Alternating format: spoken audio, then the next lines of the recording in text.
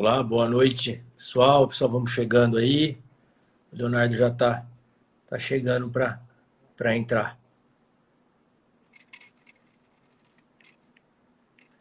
Boa noite, pessoal. Vamos lá. Chegando todo mundo aí. O Léo já está se preparando aí para entrar com a gente. Mas esse bate-papo aí do Joelho em Forma.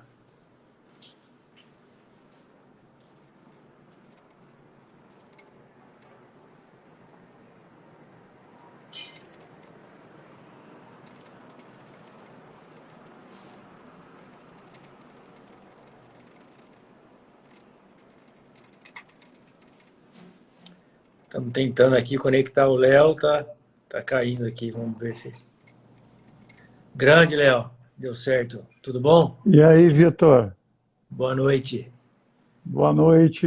Obrigado pela honra desse convite, cara. Não, prazer. Vou apresentar para quem não conhece o Léo, acho que todo mundo já conhece, mas o Leonardo Metz-Savá, ele é diretor científico do ITBTS, Instituto Brasil de Tecnologia em Saúde, tá? Esse é um instituto que ele é sócio do Jorge Paulo Lema, é um instituto sem fins lucrativos e tem o objetivo de desenvolver ciências e soluções para ortopedia através de conceitos biocinéticos, que é o que a gente vai conversar hoje. Por isso que o Léo está aí. Obrigado pelo convite, Léo. Prazer ter você aí com a gente hoje, cara.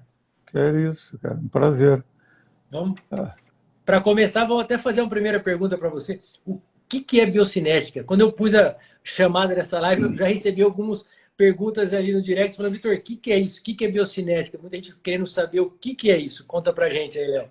Isso é o que eu sou mais entusiasmado. Assim, nós criamos o Instituto justamente para tentar ajudar o ortopedista, o fisioterapeuta, até o professor de educação física, pessoas que lidam com a saúde músculo-esquelética das pessoas, como identificar os problemas, as disfunções. Porque, por exemplo, se nós temos algum problema, digamos, uma dor fêmuro-patelar, muitas vezes a culpa não está ali.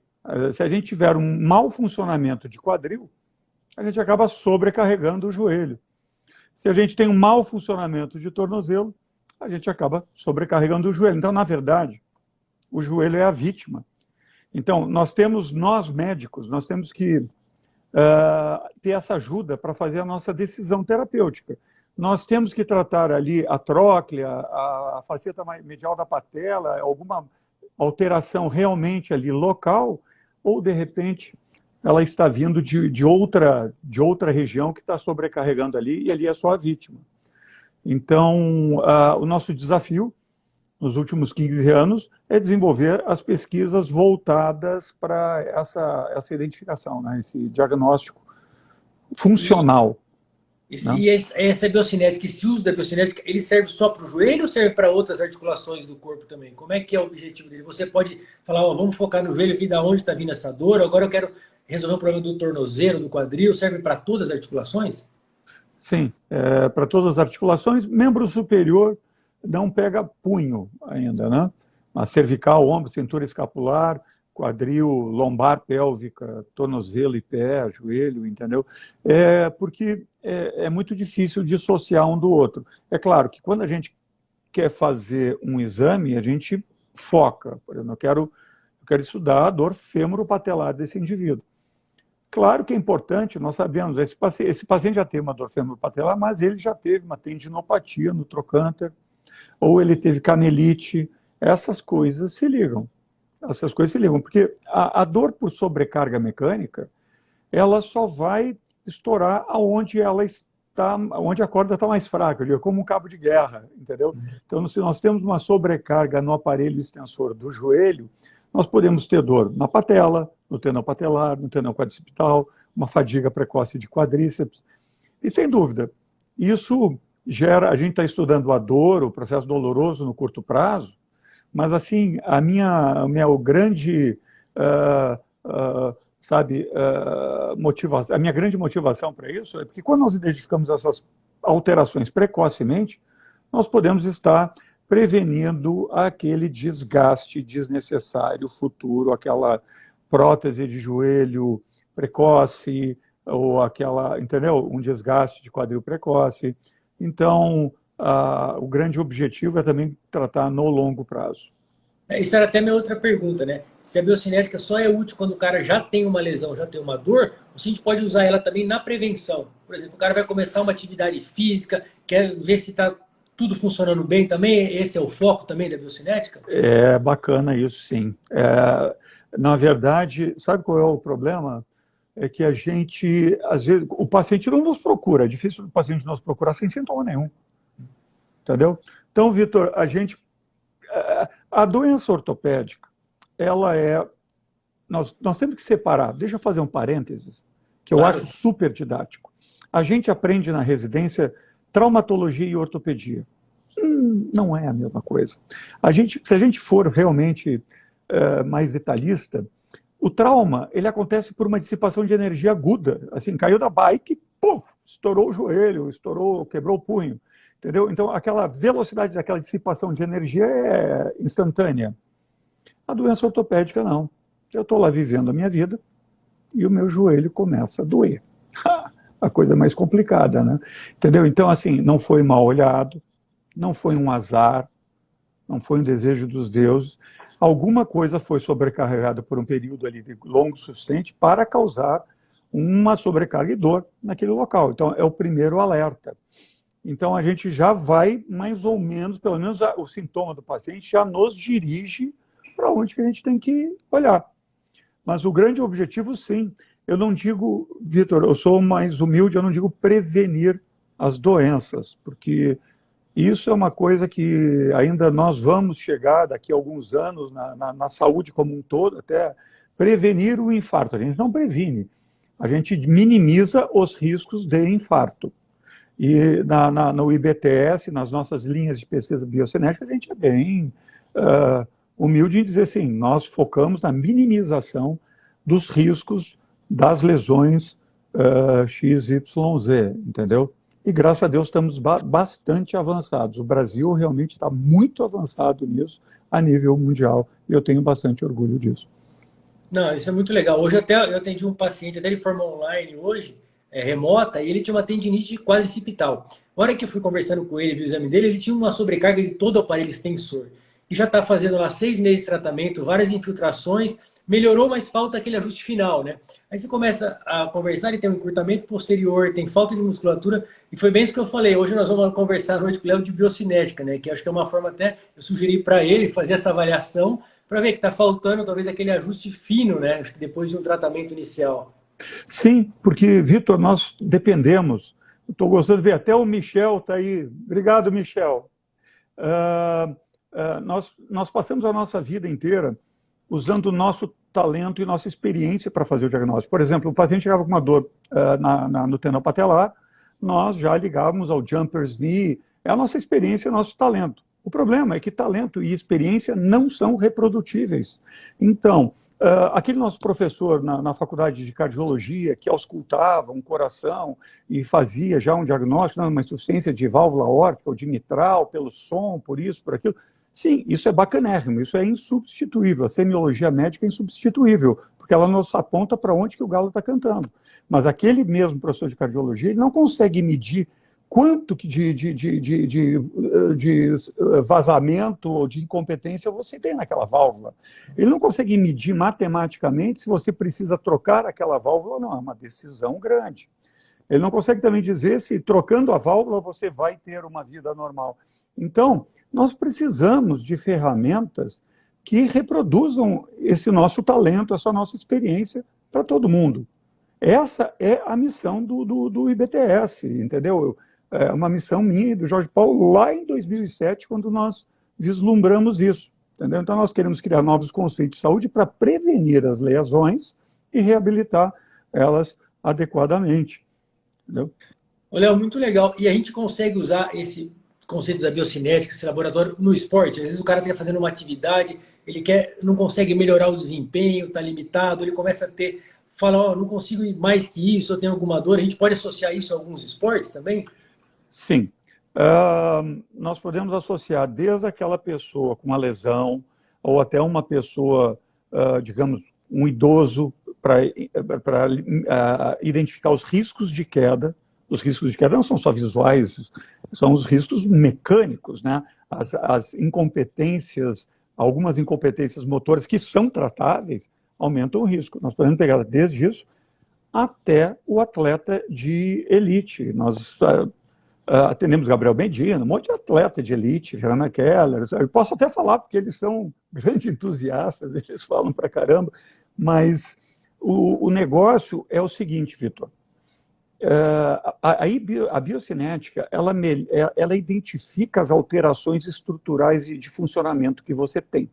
Então, o que acontece com o atleta? Muitas vezes o atleta fica aumentando a carga, o tempo de treino e a carga, tempo e carga, mas tem uma incompetênciazinha ali de tríceps sural que faz com que a tíbia dele avance muito para frente na hora de dar a passada, e ele perde o braço de alavanca de quadríceps de glúteo. Então, às vezes, uma correção do tríceps, o cara começa a voar, entendeu? Então, além de diminuir o risco, quando você diminui o risco, você aumenta a eficiência. Quando você diminui o risco de arteriosclerose das coronárias, você aumenta a capacidade daquele coração. Então, assim, o grande plus da avaliação biocinética é justamente a primeira maneira que nós temos de fazer uma avaliação funcional do aparelho musculoesquelético. Aqueles exames de imagem, tomografia computadorizada, ressonância, cara, é maravilhoso. Eu acho um luxo hoje a gente trabalhar com aquele grau de resolução, sabe? Identificando a lesão, planejando a nossa cirurgia com precisão absoluta, precisão se nós precisamos de uma prótese total de joelho, uma prótese uni, ou até uma osteotomia, entendeu? Mas a causa da lesão a gente tem que identificar num exame funcional. A gente tem que medir isso para poder corrigir objetivamente. E eu acredito que, eu não sei se você tem esse número, né? Mas são alterações que a gente não consegue identificar sem uma avaliação biocinética, né? Qual que é essa porcentagem? Às vezes, mesmo no exame físico bem feito, às vezes é um grau de déficit, que nem você está falando, pequeno, que não vai ser identificado no exame, por mais minucioso que ele seja, né? O exame é submilimétrico, mede graus inferiores a 1 grau, entendeu? Com altíssima precisão. Então, não é... Claro que dá para você avaliar se uma pessoa faz um valgo dinâmico, um aparelho de celular, sim, mas de onde vem? E se você inclinar uma simples câmera 5 graus, você tem uma alteração 25 graus maior naquela pessoa. Então, assim, para tomar uma decisão médica, para tomar uma decisão terapêutica, seja cirúrgica ou não cirúrgica, ou dentro da não cirúrgica, se só precisa de um condicionamento físico, ou se precisa de uma reabilitação física, que são duas coisas diferentes, né? A gente precisa ter uma separação. O exame biocinético consegue identificar essas alterações. A tese de doutorado de um dos nossos meninos do IBTS foi justamente identificar no valgo dinâmico do joelho o quanto que o joelho está contribuindo, o quanto que a eversão do tornozelo está contribuindo e quanto que o quadril está influenciando. E aí vem a tua resposta. A resposta foi que 50% está ali no joelho, mas 25% está no quadril e 25% está no tornozelo. E não precisam ser só o quadril, só o tornozelo. Ou seja, você pode ter um pouco de quadril, um pouco de tornozelo, um pouco de joelho. Por isso que muitas vezes a nossa reabilitação, a gente fica enxugando o gelo. Porque a gente fica focando numa coisa e, cara, é humano. É humano, tu não consegue ver tudo. Não consegue ver como um aparelho ultracomputadorizado o que é, entendeu? Então, assim, a gente precisa desses recursos para nos auxiliarem a identificar e a gente resolver. E isso me chama para uma outra coisa, Vitor, que muitas vezes, eventualmente, graças a Deus, nós fazemos cirurgias que têm índice de resolução 95%, 98% que a gente faz na nossa clínica. Mas, eventualmente, um caso não evolui tão bem quanto o outro. E a primeira coisa que nós, médicos, pensamos, o que é? O que foi que eu fiz de diferente nessa cirurgia? A gente já fiz milhares, entendeu? Sabe? O que eu fiz diferente? A gente sempre pensa, qual é a minha culpa? Grande maioria das vezes, Vitor, não é nossa culpa. É simplesmente, nós tratamos ali a lesão, sem dúvida, que era que estava deixando a pessoa incapacitada, não andava com dor, com disfunção. A gente devolve a vida para essa pessoa, devolve a atividade física, o esporte, mas a gente não identifica a causa que está à distância daquela sobrecarga. Então, nós consertamos, mas a sobrecarga acontece e vem acontecer uma lesão novamente. E a gente sempre tem esse complexo de culpa. Eu acho que é do espírito médico pensar assim, né? A gente sempre querer resolver o problema. Que até o que eu ia te perguntar, né? Você usa em todos os pacientes no pós-operatório também na reabilitação, de ligamento, de prótese, ou naqueles casos que eles vão indo e uma hora fica com essa dor residual, fica com algum processo que não evolui? Quando que você acaba utilizando a biocinética no pós-operatório seu? Tá bom. Então, isso vai parecer conflito de interesse. Mas eu e Jorge Paulo não teremos juntado uma equipe gigante, nós não estaremos investindo uma fortuna também lá na Rush University, lá em Chicago, nós não teremos investido 15 anos em pesquisas no Brasil, na UERJ, na UFRJ, mestrados, doutorados, entendeu? A gente vem fazendo isso há 15 anos se a gente não enxergasse isso como sendo uma ferramenta útil, entendeu? Seria insano, né? Mas eu uso praticamente em todos os meus pós-operatórios, justamente para identificar, porque quando nós estamos na fase pré-operatória, a gente quer identificar quem a gente acha que é mais compatível, vai ter uma melhor resolução cirúrgica e quem vai ter melhor resolução não cirúrgica, entendeu? É uma boa decisão. Em alguns casos de osteotomia é útil, porque nós vemos lá 9, 10 graus de varo no raio-x ortostático, mas quando ela caminha, esse varo vai a 14 graus. Então, você já adapta a sua cirurgia para 14 graus e não para 9 graus. Entendeu? Então, assim, é muito útil no pré, mas também no pós-operatório nós vemos ali a realidade do paciente. Aí nós conseguimos identificar aqueles fatores biomecânicos que provavelmente levaram àquela lesão. Só que, claro, não é no pós-operatório imediato. Dependendo do tipo de cirurgia, 4, 6 meses ou 8 meses após que é necessário para você fazer o ajuste fino da reabilitação. E é incrível como daí o fisioterapeuta consegue objetivar ali, sabe, focar, não ficar enxugando gelo, foca ali naquele problema e o paciente dá aquele up, sabe? Eu acho que em artroplastia de joelho é maravilhoso porque o paciente começa ele se beneficia durante um ano. É óbvio que ele já sai sem dor da cirurgia, em um mês ele está feliz da vida que já está andando sem dor, mas ele acabou perdendo 10 anos de funcionalidade no decorrer da vida. Ele tem muito para recuperar ainda, sabe? A gente fica satisfeito, bom, dona Maria, que bom que a senhora está sem dor, venci. Mas, na verdade, ela pode ganhar ainda muito mais funcionalidade e independência e dignidade, entendeu? Ela pode conquistar ainda muito mais autonomia para poder viajar com a família, para poder sair, ter independência dentro de casa, toalete, banho, sabe, as coisas do dia a dia. Então, eu não gosto de abandonar o barco tão cedo só quando passou a dor.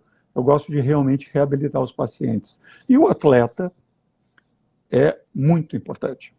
Porque o atleta tem uma coisa, Vitor, ele tem uma inteligência motora fantástica, senão não seria um atleta de elite.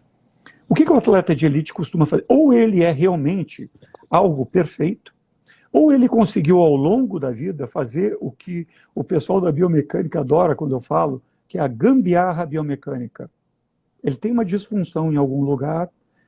O nosso cerebelo, ele constrói a coisa pela função. Se o teu objetivo é chutar aquela bola de futebol, você vai chutar usando quadril, pelve, o que for. O cerebelo não quer saber, ele sabe que você deu o comando de chutar a bola.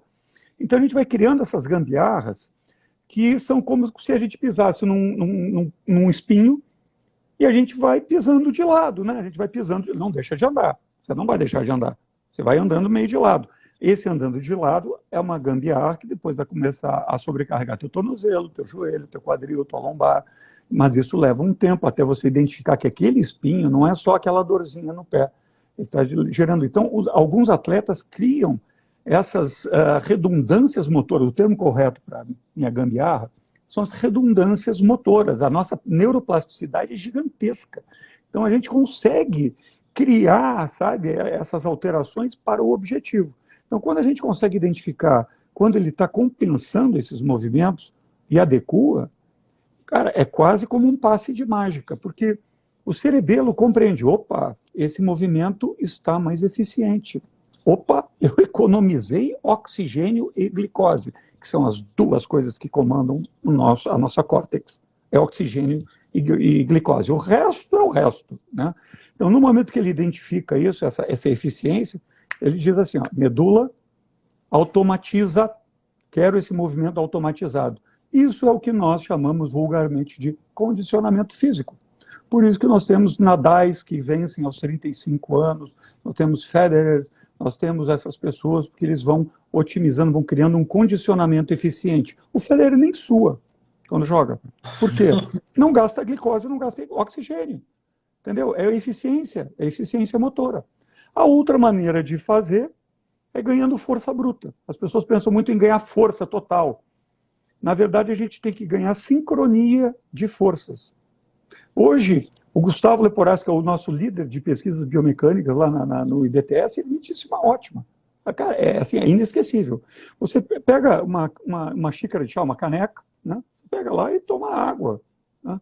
Agora, se você quiser tomar essa caneca de água com 2 dedos, você consegue.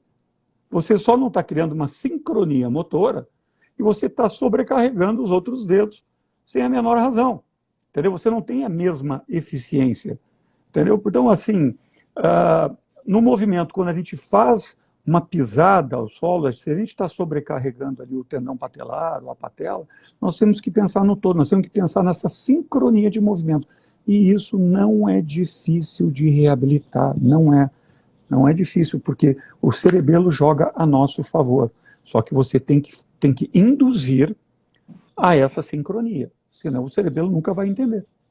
A Dani Pavan está até perguntando, é isso que você chama de a consciência corporal? Que muitos personagens na reabilitação eles falam, ó, essa pessoa, esse indivíduo, esse paciente tem uma consciência corporal boa. Vai de acordo com o que você está falando? Sim, isso é uma expressão assim, é uma expressão mais simples, né, para dizer isso. Mas o que eu digo é uma biomecânica funcional. Entendeu? É a sinergia dos movimentos, é o comportamento motor. Porque a consciência corporal ela pode ser estática, como a gente pode fazer no RPG ou em alguma. É importante. Eu acho importantíssimo ter consciência corporal. Claro que essas pessoas que fazem yoga, fazem essas coisas, têm uma consciência corporal boa.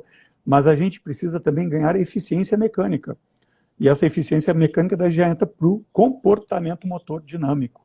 E por isso que na avaliação biocinética não é uma avaliação de marcha, não é uma caminhada, é aquela coisa que tinha de laboratórios de marcha, né?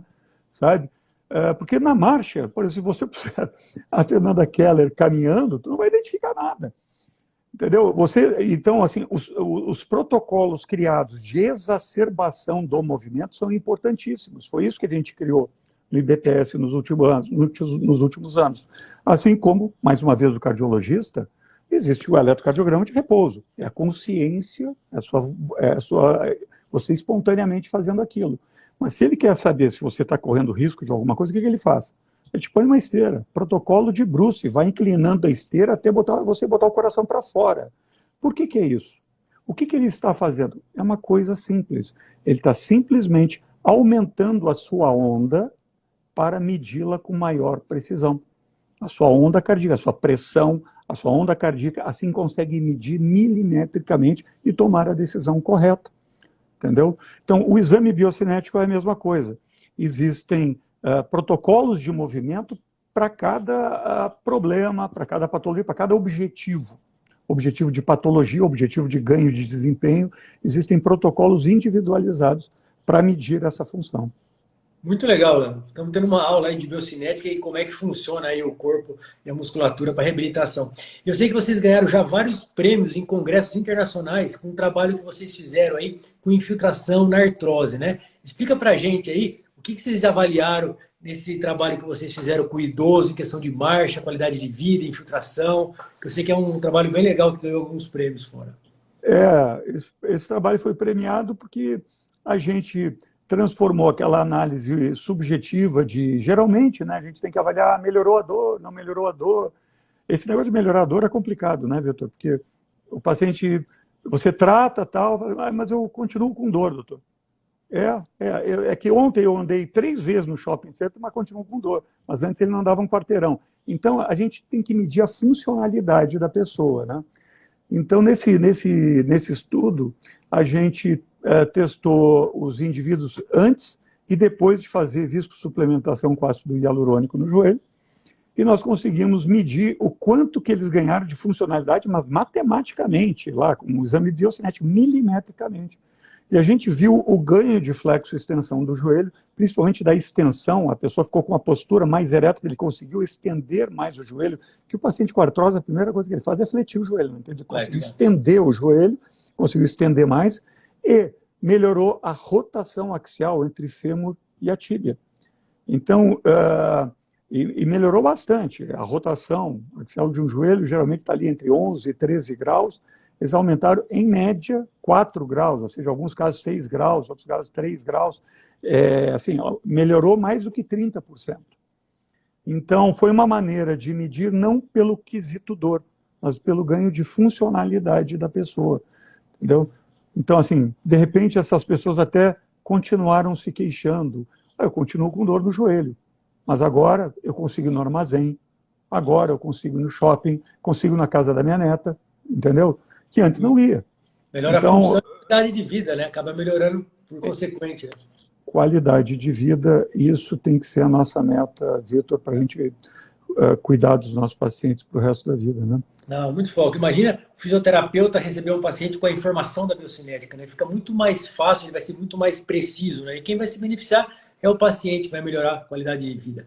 Léo, saindo um pouco aí da ortopedia, cara, eu sei que você é um cara que gosta aí de muito esporte, vários esportes radicais. Conta aí pra gente o que você faz de esporte. A gente já conversou sobre alguns esportes. Conta aí quais são os seus esportes preferidos que você pratica. Bom, o preferido é o que está no quadro aqui atrás, nos quadrinhos aqui atrás. Vamos lá. Aqui está o surf, em Mentawai, na Indonésia. Ali fazendo snowboard na Califórnia. Ali fazendo snowboard no Himalaia, aqui com os budistas, etc. Então, assim, eu acho que está respondido, né? Está na parede do meu escritório, né? Para quem não sabe, o Léo é um grande surfista e um grande snowboarder, hein? Aí desce muito bem nas montanhas, aí manda muito bem, né?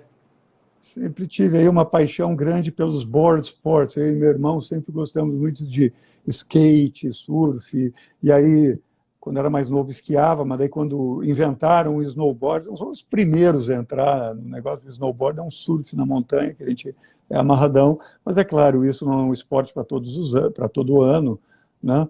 Então, aqui na minha rotina, o que eu gosto mesmo, eu adoro, eu amo nadar, eu poderia nadar o dia inteiro, eu amo pedalar, eu poderia pedalar o dia inteiro, e eu amo jogar tênis, eu jogaria tênis o dia inteiro, mas... Não dá, a gente tem que se dividir nessas 3 coisas. Né? Muito legal, Léo. Bom, é bacana, o esporte também gosta, a gente tem conversado bastante disso, acho que tem que fazer, é uma hora que dá uma esfriada na cabeça até para a gente pensar melhor aí, depois para a ortopedia, né?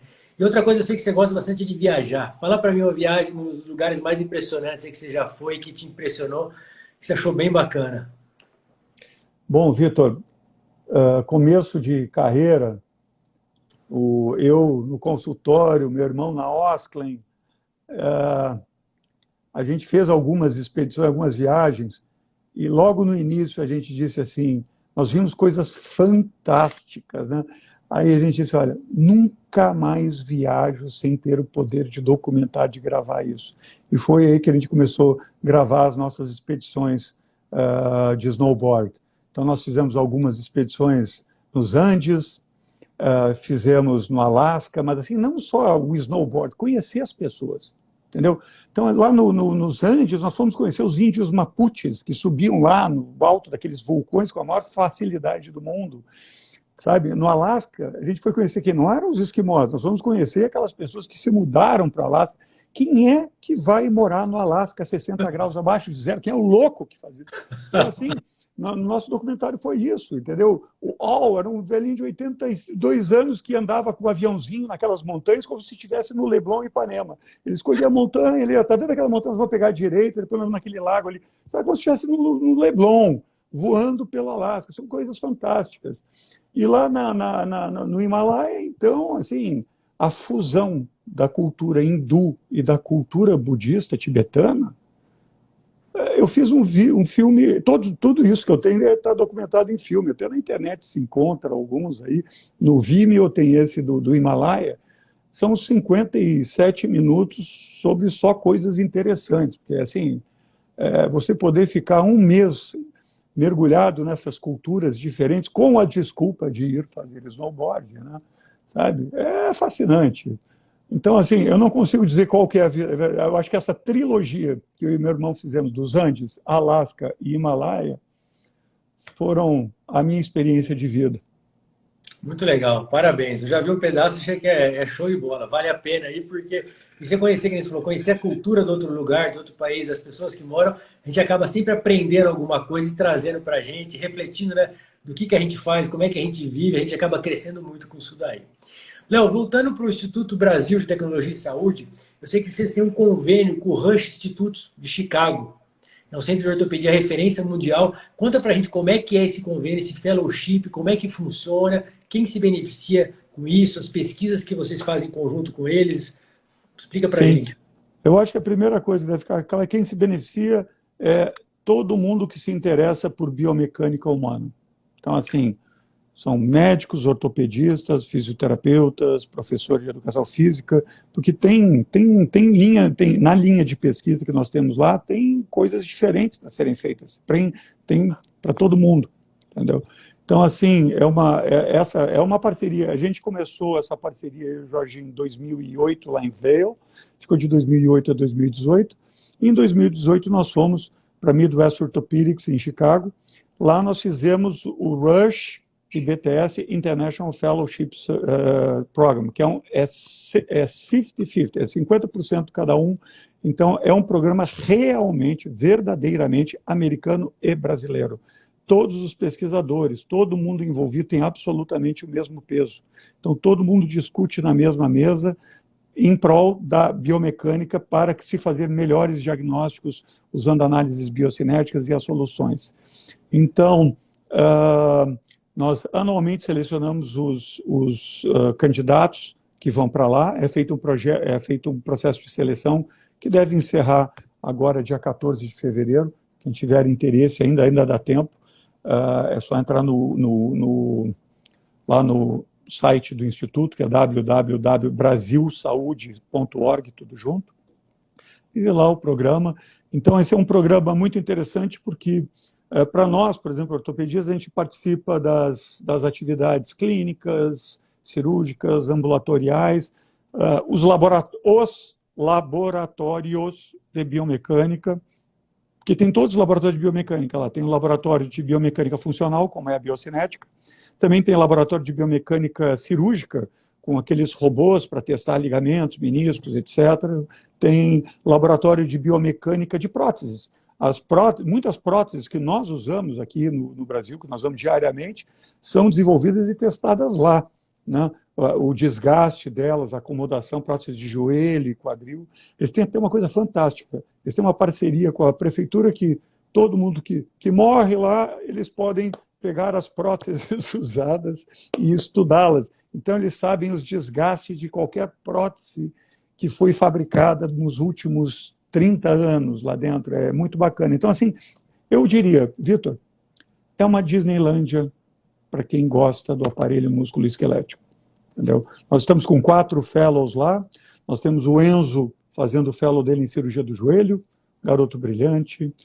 O João, o Enzo é de São Paulo, o João é de Passo Fundo e está fazendo o fellow dele em cirurgia do ombro e biomecânica. Nós temos o Dov, que é de São Paulo, garoto fantástico, fazendo tornozelo e pé. E a Gláucia, que também é de Taubaté, interior de São Paulo, também está lá fazendo as pesquisas em tornozelo e pé. Nós temos reuniões todas terças-feiras ao meio-dia, com o grupo lá dos líderes, né, dos mentores, mas com eles e acompanhamos as linhas de pesquisas, e o negócio está sensacional. Para você ter uma ideia, nós tivemos um fellow que voltou dos Estados Unidos com 45 artigos publicados. 45. Chama-se Márcio Ferrari, 45 artigos publicados em um ano. O Bernardo Crespo, aqui do Rio de Janeiro, publicou 22 em um ano.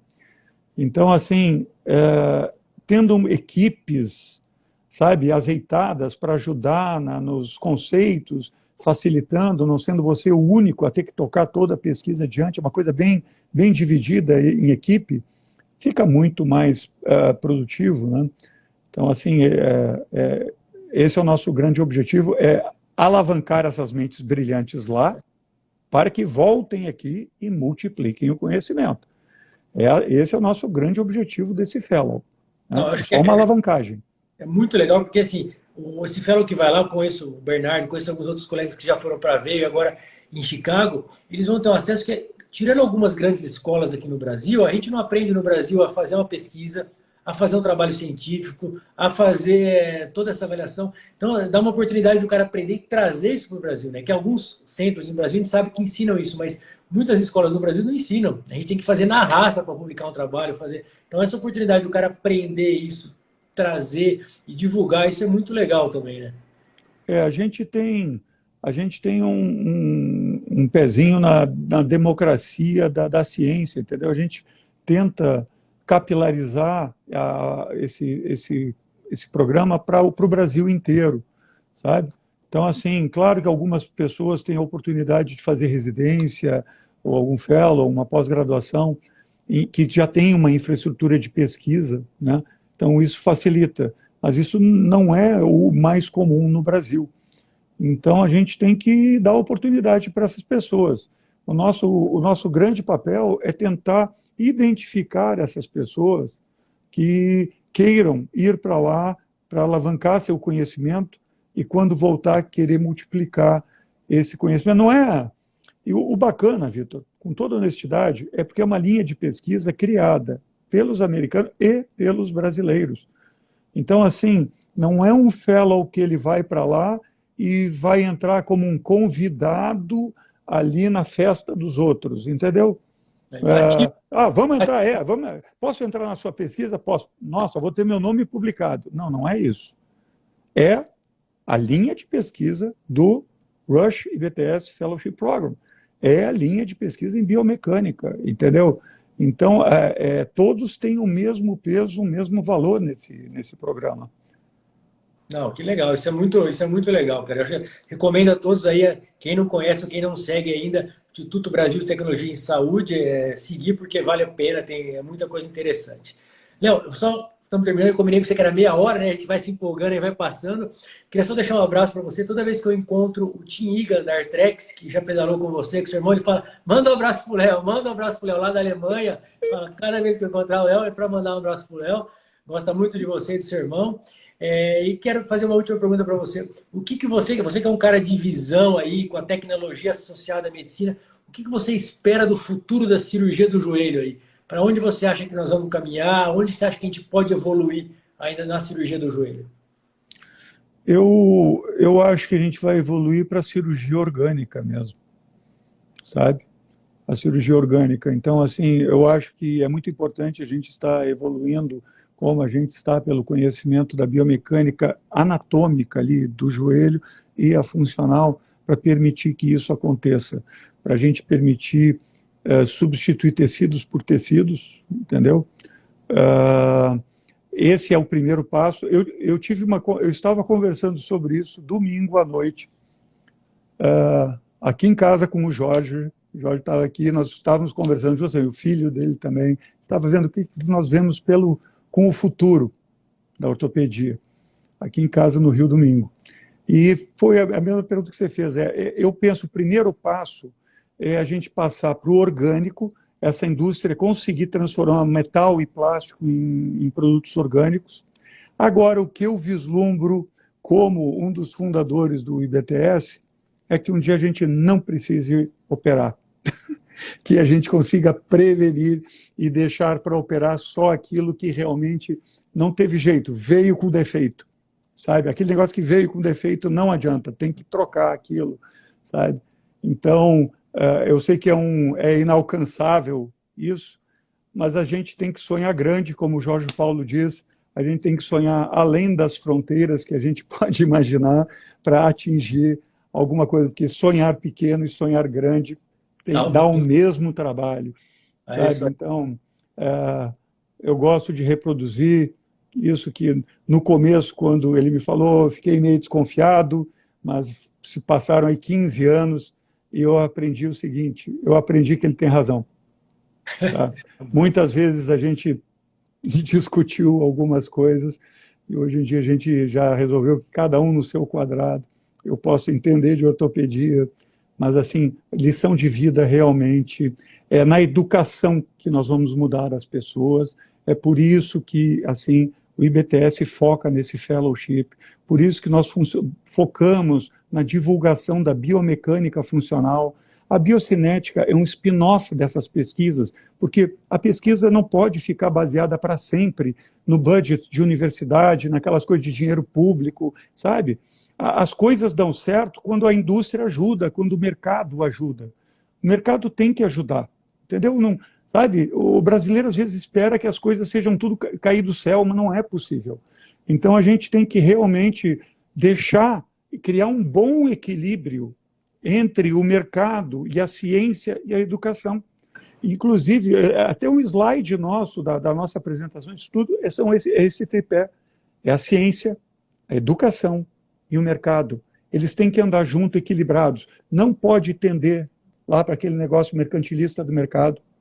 Não pode tender só lá para a ciência e não ajudar ninguém. Né? E nenhum dos dois funcionam se eles não educarem a geração vinda, senão nós ficamos sempre estacionados no mesmo tempo. Então, cada passo que a gente faz, seja a biocinética, 3D DIM, todos os nossos spin-offs do Instituto, nós temos já 5 empresas que foram abertas a partir dos pesquisadores do Instituto, e daí o meu irmão, gentilmente, o Oscar, o Rony, o Roger, que são os conselhos gestores do Instituto, eles cedem o conhecimento deles empresarial para que esses acadêmicos aprendam a fazer daquela ciência um negócio que seja, sabe, promissor. Então, assim, é trabalhoso assim, você transformar só uma ideia num produto que o mercado aceite e vá beneficiar diretamente a pessoa. Senão leva 50 anos, então, senão leva 50 anos para a gente beneficiar as pessoas. Então, o nosso objetivo é ficar nesse tripé. Léo, maravilha, cara. Foi show de bola, um show aí de aula, deu uma aula excepcional para a gente. Queria agradecer a sua participação, o seu tempo aí por ter contribuído com a gente. Quero deixar aberto, quer falar alguma palavra final aí para a gente finalizar? Bom, eu é que agradeço a oportunidade, Vitor. Eu admiro o teu trabalho na Sociedade Brasileira de Ortopedia, na Sociedade Brasileira de Cirurgia do Joelho, que você tem um papel chave lá dentro. Você é o presidente da Comissão de Ensino e Treinamento da Sociedade Brasileira. Isso é uma responsabilidade gigantesca, entendeu? Toda a educação dos cirurgiões de joelho do Brasil, então, assim, sendo maestrados por você e pelos nossos colegas que compõem a tua equipe. Isso é uma responsabilidade muito grande e eu tenho muito orgulho porque muitos pacientes eles reconhecem que o Brasil está muito avançado na ortopedia e na cirurgia do joelho, sabe? Muito avançado mesmo. Assim, nós estamos muito em paralelo com o que acontece nos Estados Unidos e na Europa, sabe? Às vezes o brasileiro tem a mania de pensar que nós estamos muito paralelos com eles. E eu tenho muito orgulho de ser ortopedista, tenho muito orgulho de ser cirurgião do joelho por isso. Tá? E eu acho que todos os brasileiros devem ter orgulho do que eles são mesmo, que nós somos bacanas. Os brasileiros são bacanas e são admirados lá fora. Léo, muito obrigado, meu irmão. Valeu mesmo. E você, bem informado, manter o seu joelho em forma. Obrigado, Léo. Até breve. Um abraço. Obrigado. Obrigado a todos.